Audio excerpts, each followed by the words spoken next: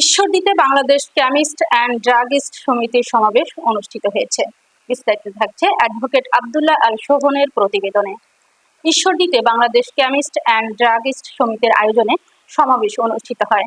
সম্মেলনের প্রধান অতিথি হিসেবে উপস্থিত ছিলেন পাবনা জেলা সভাপতি আলহাজ AFM হুমায়ুন কবির খোকন। রবিউল আউয়াল সজীবের সভাপতিত্বে বক্তব্য দেন আলহাজ সাইদুর রশিদ খান পিন্টু।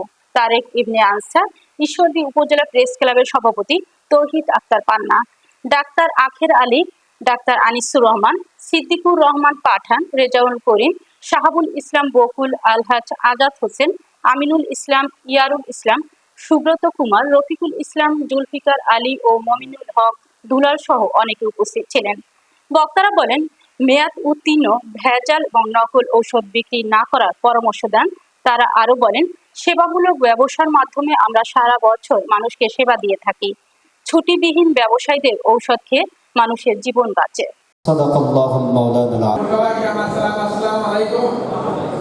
আমি 500 টাকা বক্স কিনা পরে 70 টাকা বক্স। অন্যান্য সংগঠন কি এমআরপি নিয়ে অনুরোধ করব, বিষয়টা আপনারা বুঝবেন। আমাদের হয়ে যাচ্ছে, আমাদের যারা ভোক্তা আছে তারা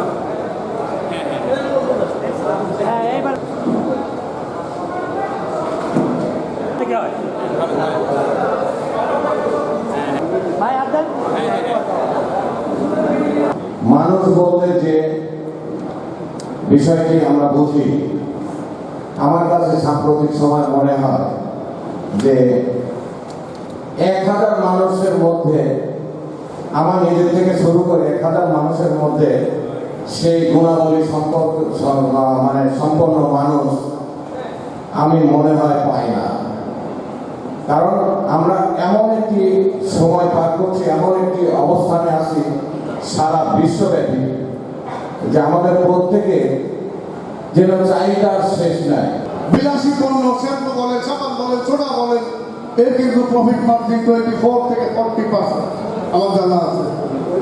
তাহলে কেন সরকার এটা করেছে? আপনাকে কেন 12% বা 13% দেওয়া হয়েছে? ওষুধ কি ভাই হাসি খুশি ভালো লোক খায়? কারা খায়?